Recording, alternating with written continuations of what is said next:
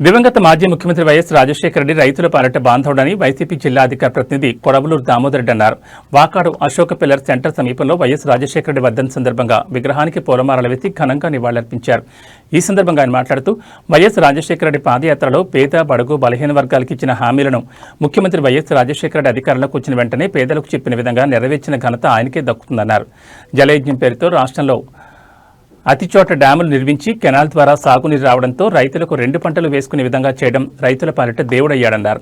పేదల పాలిట వైఎస్ రాజశేఖర రెడ్డితో పాటు ఆయన కుమారుడు వైఎస్ జగన్మోహన్ రెడ్డి కూడా పేదల పాలిట పెన్నిదిగా పేరు ప్రఖ్యాతలు తెచ్చుకున్నారన్నారు. ఈ సమావేశంలో మండల వైసీపీ అధ్యక్షుడు ఏనుగు సుధాకర్ నాయుడు, ఉప సర్పంచ్ పాపారెడ్డి, రాజశేఖర రెడ్డి, సర్పంచులు సిద్ధారెడ్డి, మధుసూదన్ రెడ్డి తదితర నాయకులు, కార్యకర్తలు పాల్గొన్నారు.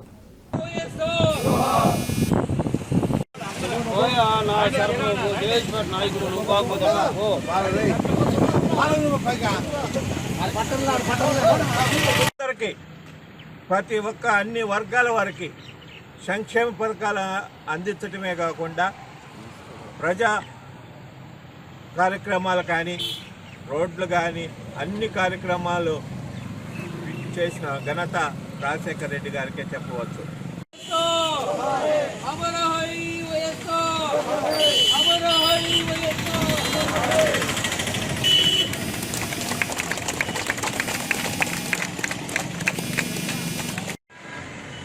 ఈరోజు మన ప్రీతమ నేత దివంగత ముఖ్యమంత్రి రాజశేఖర రెడ్డి 16వ వర్ధంతి సందర్భంగా ఆయనకి ఘనమైన నివాళులు అర్పించడం జరిగింది.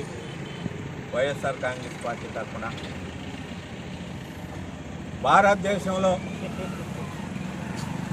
ఎవరైనా చెప్పుకోవాలంటే మొట్టమొదటి వ్యక్తి వైఎస్ రాజశేఖర రెడ్డి గారు.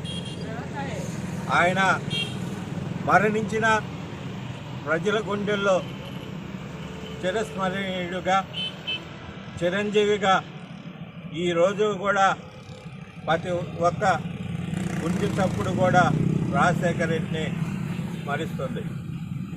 ఎందుకంటే రాష్ట్రంలో అన్ని రంగాలు, ఏ రంగం చూసినా ఆయన పరిపాలించిన కాలంలో అదొక స్వర్ణయుగం, గుప్తల యుగంగా చెప్పుకోవచ్చు. చరిత్రలో ఒక వైఎస్ రాజశేఖర రెడ్డి గారికి చెప్పవచ్చు. అలాగే జలయజ్ఞం పేరిట పులిచింతల, పోలవరం, అంద్రీనివా ఇలాంటి ప్రాజెక్టు రాష్ట్రంలో అన్నిటినీ శ్రీకారం చుట్టి వాటిని అమల్లోకి తెచ్చిన ఘనత కూడా వైఎస్ రాజశేఖర రెడ్డి గారు.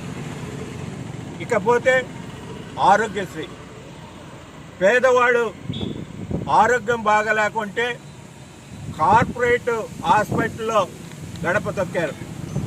ఎందుకంటే పేదవాడు ప్రభుత్వ హాస్పిటల్కి పోలేక, అతని వ్యాధి నయం చేసుకోలేక మరణిస్తూనే ఉన్నారు. అలాంటి సమయంలో ఆరోగ్యశ్రీ కార్యక్రమాన్ని పెట్టి 108, 104ని ఏర్పాటు చేసి ప్రతి పేదవాడు కూడా కార్పొరేట్ వైద్యం అందే విధంగా పేద ప్రజల గుండెల్లో చిరస్మరణీయంగా మిగిలిపోయాడు. అలాగే విద్య విషయంలో పేద కులాలు అంతకుముందు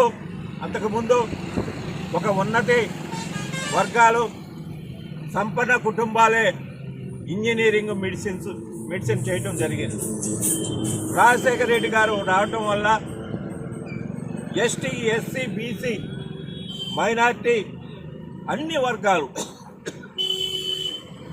వర్గాలు కూడా ఇంజనీరింగ్ అయితేనేమి, మెడికల్ సీట్లు అయితేనేమి, డాక్టర్లు అయితేనేమి, ఈరోజు సాఫ్ట్వేర్ రంగం వృద్ధిలోకి వచ్చిందంటే రాజశేఖర రెడ్డి దయ వల్ల, ఫీజు రియంబర్స్మెంట్ వల్ల అందరూ ఉన్నత విద్యలను అభ్యసించి ఇలా ఉన్నత శిఖరాల్లో ఉన్నారు. ఇకపోతే రాజశేఖర రెడ్డి గారు మన